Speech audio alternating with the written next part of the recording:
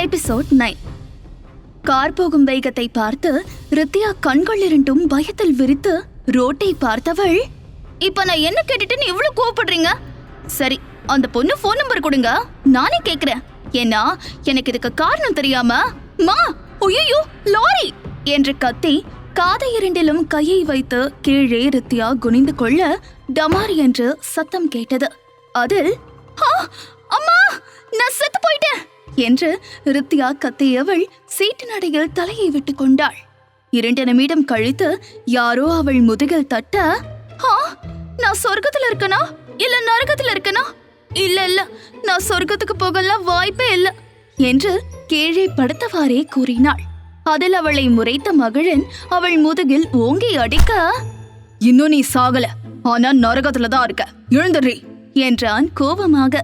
அதை கேட்டு எழுந்து பயத்தில் சுற்றி முற்றி பார்த்த ரித்தியா, அப்போ நான் இன்னும் சாகலையா என்று கேட்டாள். இல்ல என்றான் அவளை முறைத்து. அப்போ அந்த லாரி எங்க என்று கேட்டாள். அதோட பொண்டாட்டி வீட்டுக்கு போயிருக்க என்றான் அவளை முறைத்து. அதை கேட்டு அவனை முறைத்த ரித்தியா, அப்போ ஆக்சிடென்ட் ஆகல தானே என்று கேட்டாள். இல்ல என்றான் சாதாரணமாக. என்று தன் மூச்சை இழுத்து விட்ட ரித்தியா, அப்போ அந்த டமார்னு கேட்ட சத்தம் என்று கண்கள் விரிய கேட்டாள். மகளன் கார் டேப் ஆன் செய்ய அதில் பாட்டு ஓடிக்கொண்டிருக்க, இந்த சத்தம் தான் உனக்கு பயத்துல அப்படி கேட்டுடுச்சு என்றான். நிஜமா இதுதானே என்று மீண்டும் நம்பாமல் கேட்டாள்.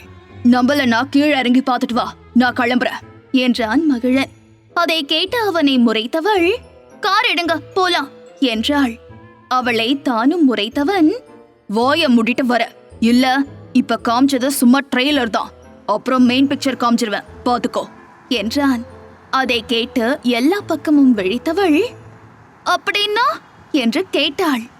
கார லாரி கடையில சுருகிருவேன், அதுல நான் மட்டும் தப்பிச்சிருவேன். எப்படி வசதி? வாய முடிட்டு வரியா இல்ல லாரி கடையில நசுங்கி போறியா என்று கேட்டான் ஒற்றை புருவம் உயர்த்தி. அதை கேட்டு அவனை பாவமாக பார்த்த ரித்தியா, நான் எதுவும் பேசல, நீங்க போங்க, என்னை பத்திரமா ஊருக்கு கொண்டு போய் சேர்த்துட்டா போதும் என்றவள் தன் பேக்கில் இருந்த கர்ச்சீஃப் எடுத்து தன் வாயை கட்டினாள். அதை பார்த்த மகளன், எதுக்க வாயை கட்டுற என்று கேட்டான். என்னோட வாயை என்னோட பேச்சு கேட்காம பேசிக்கிட்டே வரும், அதான் அது பாட்டுக்கு ஏதாவது பேசி நான் சாகவா என்றாள் பாவமாக. அதை கேட்டு உதட்டுக்குள் சிரித்த மகளன், அந்த பயம் இருக்கட்டும் என்றான். என்று கர்ச்சீஃப் உள்ளே தன் உதட்டை வளைத்தவள் அந்த பக்கம் திரும்பிக் கொண்டு ரோட்டில் போகும் வண்டியை வேடிக்கை பார்த்து கொண்டு வந்தாள். மகளன் அவளை திரும்பி பார்த்து சிரித்தவன், ஒரு நேரத்துக்கு பைத்தியம் மாதிரி இருக்க, ஒரு நேரத்துக்கு குழந்தை மாதிரி பண்ணுத, ஆக மொத்தம் ஒரு மெச்சூர்ட் பொண்ணுக்கு இருக்க வேண்டிய எந்த அடையாளமும் இதுக்கு இல்ல என்று மனதில் நினைத்து தலையை ஆட்டியவனுக்கு ஒரு சந்தேகம் தோன்ற, ஏய் அரமெண்டல் என்றான். அது காதல் விழுந்தாலும் விழாதது போலவே இருந்தாள். அதில் அவளை முறைத்த மகளன், ஏய் கருப்பே என்று அவள் தோளில் அடித்தான். அதில் கோபமாக திரும்பி அவனை பார்த்த ரித்தியா ஏதோ சைகையில் கேட்டாள். அது மகளனுக்கு புரியாமல் இருக்க, என்னடி என்று கேட்டான். மீண்டும் அவள் அதே போல கூற, அதில் கடுப்பான மகளன் அவள் வாயில் இருந்த துணியை கீழே இறக்கிவிட்டவன், என்னன்னு வாயை திறந்து சொல்லி தொலை, சைகை பண்றங்கிற பேர்ல கன்றாவியா பண்ணாத என்றான். அதை கேட்டு அவனை கண்கள் சுருங்க முறைத்த ரித்தியா, நான் பேசினா காரை லாரி மேல விட்டுட மாட்டீங்கல்ல என்றாள் பாவமாக. அதை கேட்டு சிரித்த மகளன், அந்த ஓடி போனவளை தவிர நீ எது பேசினாலும் விட மாட்ட, என்னன்னு சொல்லு என்றான். அதை கேட்ட பிறகு தன் முகத்தில் இருந்த துணியை ஆக்ரோஷமாக கழட்டியவள், என்ன நினைச்சிட்டு இருக்கீங்க நீங்க? என்னை பார்த்தா உங்களுக்கு மென்டல் மாதிரி தெரியுதா? அப்புறம் இப்ப என்னமோ புது பேர் வச்சு சொன்னீங்களே, கருப்பியா? கருப்பி. நான் என்ன கருப்பாவா இருக்கேன்? ஆமா கொஞ்சம், ஆனா கருப்புன்னும் கிடையாது, மாநிறம். தமிழ்நாட்டின் அழகு நிறம் மாநிறம். சோ நான் மாநிறமா இருக்கேன், நான் ஒன்னும் கருப்பி கிடையாது, அதே மாதிரி மென்டலும் கிடையாது என்றாள் கோபமாக. அதை கேட்டு சிரித்த மகளன் அவளை பார்த்து, ஆமா ஆமா நீ மென்டல் எல்லாம் கிடையாது, அரமெண்டல். அதே மாதிரி எனக்கு நீ கருப்பிதான், அழகான ஆரமெண்டல் கருப்பி என்று அவனையே அறியாமல் அவள் கன்னத்தை பிடித்த கிள்ளியவன் ரோட்டை பார்த்து வண்டியை ஓட்டினான். அவன் கிள்ளியதை, அதுவும் அவன் செல்லம் கொஞ்சி கிள்ளியது அவளுக்கு ஒரு மாதிரி கூச்சம் வெட்கம் எல்லாம் கலந்து மனதொரு மாதிரி படபடவென்று ஒரு அழகான உணர்வு கொடுக்க, அவன் கிள்ளிய இடத்தை தன் கை கொண்டு மெதுவாக வருடி பார்த்தவளுக்கு மேலும் வெட்கம் தோன்றி இதயத்தில் ஒரு மாதிரி லேசான உணர்வு கொடுக்க, தன் கன்னத்தில் விரலை மடக்கி ஒட்டி வைத்தவள் அந்த பக்கம் திரும்பி மெலிதாக சிரித்தாள் வெட்கத்தில். கார் ஓட்டிக் கொண்டிருந்த மகிழன் அவளிடமிருந்து எந்த பதிலும் வராமல் இருப்பதை பார்த்தவன் அவள் பக்கம் திரும்பி, ஏய் கருப்பி, என்ன அமைதி ஆயிட்டா என்று கேட்டான். போன முறை அவன் இந்த வார்த்தையை கூறிய போது வந்த கோபம் இந்த முறை ஏனோ அவளையே அறியாமல் ரசிக்க தொடங்கினான். ஏய் என்னடி அமைதி ஆயிட்டா, ரொம்ப கோபம் வந்துருச்சோ என்று கேட்டான். அதெல்லாம் ஒன்னும் இல்ல என்று வெட்கத்தில் கீழே குனிந்து மெலிதாக கூறினாள். அவளை பார்க்காமல் ரோட்டை பார்த்து கார் ஓட்டிக் கொண்டிருந்த மகிழனுக்கு அவளின் வெட்கத்தில் சிவந்திருக்கும் அவள் முகம் தெரியாமல் இருக்க, நீ கோவப்பட்டாலும் நான் உன்னை கருப்பினி தான் சொல்லுவேன், கருப்பி என்றான். அதில் மேலும் அவளுக்கு வெட்கம் கலந்த சிரிப்பு வர கண்ணை இறுக்கி மூடி மௌனமாக சிரித்தாள். அதை கவனிக்காத மகிழன், சரி நான் உன்கிட்ட ஒன்னு கேக்குறேன், அதுக்கு ஒழுங்கா பதில் சொல்லு என்றான். அதில் தலையை உயர்த்தி அவனை பார்த்தவள், என்ன மகிழன் என்று கேட்டாள். திரும்பி அவளை பார்த்த மகிழன், என்னோட கல்யாணம், அதாவது அவ கூட ஏற்பாடு பண்ணின கல்யாணம் லவ் மேரேஜ்னு உனக்கு தெரியும்னு சொன்னல என்றான். ஆமா தெரியும். அப்புறம் எப்படி அவ ஓடி போயிட்டான்னு தெரிஞ்சு உன்னை மனமேடையில உட்கார சொன்னப்போ நீ எப்படி இந்த கல்யாணத்துக்கு சம்மதிச்ச என்று கேட்டான். அதை கேட்டு ரித்யா அமைதியாக இருக்க, உன்கிட்டதான் கேக்குறேன், எதுக்கு சரின்னு சொல்லி என்ன கல்யாணம் பண்ணிக்கிட்ட? பணக்கார வீட்டு பையன் வசதியா வாழலான்னு தானே என்று கேட்டான். அதை கேட்டு அவனை அதிர்ச்சியாக திரும்பி பார்த்த ரித்யா, நீங்க பணக்காரங்கன்னு உங்க கம்பெனி பேர் சொல்ற வரைக்கும் எனக்கு தெரியாது என்றாள். பொய் சொல்லாத என்றான். அவனை பார்த்து சிரித்த ரித்யா, நான் ஏன் உங்ககிட்ட பொய் சொல்லணும்? பணத்துக்காகன்னு எல்லா பணக்காரங்க சொல்ற மாதிரி நீங்களும் சொல்லாதீங்க. ஏன்னா மாதவையத்த அறிவழகன் மாமா வளர்ப்பு அப்படி நினைக்க வைக்காத என்றாள். அதை கேட்டு அவளை பார்த்து சிரித்த மகிழன், எங்க அப்பா அம்மா பத்தி உனக்கு தெரியுமா என்று கேட்டான். தெரியும், இதுக்கு முன்னாடி பார்த்ததில்ல, ஆனா அம்மா சொல்லிருக்காங்க அத்தைய பத்தி. ஒரு 2 தடவை அத்தை கிட்ட போன்ல பேசிருக்கேன் என்றாள். ஓ சரி சரி சரி, நான் கேட்டதுக்கு பதில் சொல்லு. நான் ஒரு பொண்ணை லவ் பண்ணிருக்கேன்னு தெரிஞ்சோ நீ எப்படி என்ன கல்யாணம் பண்ணிக்க சம்மதம் சொன்ன என்று கேட்டான். அதை கேட்டு யோசித்த ரித்யா, தெரியலையே என்றாள்.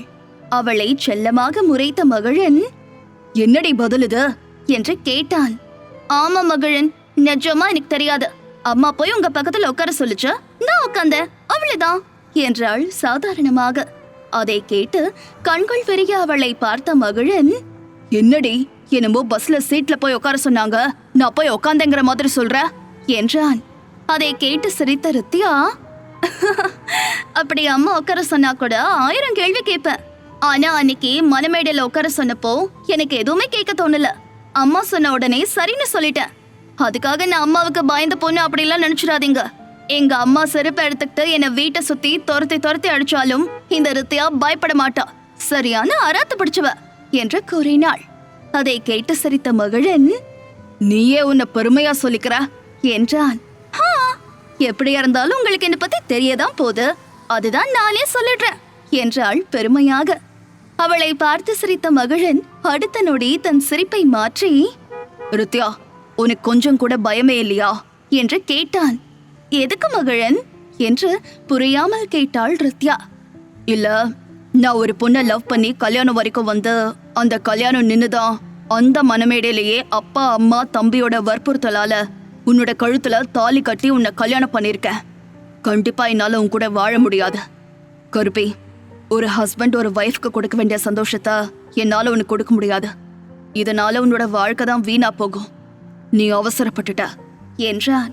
அதை கேட்டு அவன் பக்கம் திரும்பி அமர்ந்த ரித்யா, நீங்க சொன்னீங்கல்ல ஒரு ஹஸ்பண்ட் ஒரு வைஃப்க்கு கொடுக்க வேண்டிய சந்தோஷத்தை என்னால உனக்கு கொடுக்க முடியாது அப்படின்னு. நீங்க எதை மீன் பண்ணி அதை சொல்றீங்க? நான் ஓப்பனாவே கேக்குறேன், நீங்க செக்ஸ் மீன் பண்ணி சொல்றீங்களா, இல்ல அதையும் தாண்டி அன்பு பாசம் ஒரு ஃப்ரெண்டா என்ன பாதுகாப்பா பாத்துக்கிறத பத்தி சொல்றீங்களா என்று கேட்டாள். அதை கேட்டு அவளை பார்த்த மகிழன், நானும் ஓப்பனாவே சொல்றேன், என் கூட இருக்கிறவங்கள கண்டிப்பா நான் நல்லா பாத்துப்பேன்.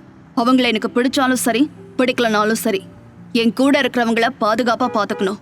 என்னை நம்பி இருக்கிறவங்கள கைவிட்டுட கூடாது அப்படின்னு நினைக்கிற கேரக்டர் தானா. சோ எங்க வீட்டுக்கு வந்திருக்கிற உன்னை என் கூட இருக்கிற வரைக்கும் கண்டிப்பா உன்னை நல்லா பாத்துப்பேன். நான் சொன்ன அர்த்தம் செக்ஸ் தான். உன் கூட என்னால பிசிக்கல் கான்டாக்ட்ல இருக்க முடியாது. அந்த சந்தோஷத்தை என்னால உனக்கு கொடுக்க முடியாது என்றான். அதை கேட்டு அவனை பார்த்து புன்னகை புரிந்த ரித்யா, நீங்க ஏத சொல்றீங்கன்னு தெரிஞ்சுக்கலாமா? அதாவது அந்த பொண்ணு உங்க மனசுல இருக்கா, அவளை மறக்க முடியாது, அதனால என் கூட பெட் ஷேர் பண்ண முடியாது அப்படிங்கிற காரணமா, இல்ல உங்களுக்கு மெடிக்கல் ப்ராப்ளம் இருக்கா? ஐ மீன் நான் சொல்றது உங்களுக்கு புரியும் நினைக்கிறேன் என்றாள். ஏய், எனக்கு மெடிக்கலா எந்த ப்ராப்ளமும் கிடையாது என்று அவசரமாக கூறினான் மகிழன். அதை கேட்டு சிரித்த ரித்யா, தேங்க்யூ என்றாள். எதுக்கடி தேங்க்யூ சொல்ற என்று புரியாமல் கேட்டான் மகிழன்.